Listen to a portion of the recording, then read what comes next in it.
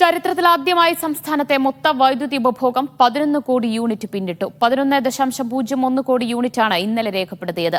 വൈകുന്നേരത്തെ വൈദ്യുതി ആവശ്യകതയും സർവകാല റെക്കോർഡിട്ടു. ഉയർന്ന ആവശ്യകത വൈദ്യുതി വിതരണ ശൃംഖലയെ താറുമാറാക്കുമോ എന്ന ആശങ്കയിലാണ് KSEB. ചൂടിനൊരു ശമനവുമില്ല. പകലെന്ന പോലെ രാത്രിയും ചുട്ടുപൊള്ളുന്നു. അതിനനുസരിച്ച് ഓരോ ദിവസവും റെക്കോർഡുകൾ ഭേദിച്ച് വൈദ്യുതി ഉപഭോഗവും കുതിക്കുകയാണ്. വൈദ്യുതി കരുതലോടെ ഉപയോഗിക്കൂ എന്ന അഭ്യർത്ഥനയൊക്കെ KSEB മുന്നോട്ട് വെച്ചെങ്കിലും വിയർത്തൊലിക്കുന്ന ജനം എവിടെ കേൾക്കാൻ? ഈ മാസം 6-ന് രേഖപ്പെടുത്തിയ 10.82 കോടി യൂണിറ്റ് എന്ന മൊത്ത വൈദ്യുതി ഉപഭോഗം 8-ാം തീയതി മറികടന്നത് 11 കോടി യൂണിറ്റ് പിന്നിട്ടെന്ന ചരിത്രവുമായിട്ടാണ്.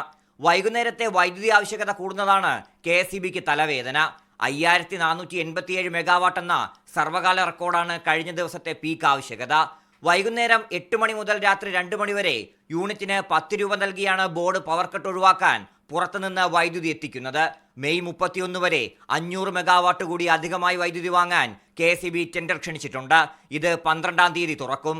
പുറത്തുനിന്ന് അധികമായി വൈദ്യുതി വാങ്ങി KSEBയുടെ സാമ്പത്തിക നില തകർന്നടിഞ്ഞു.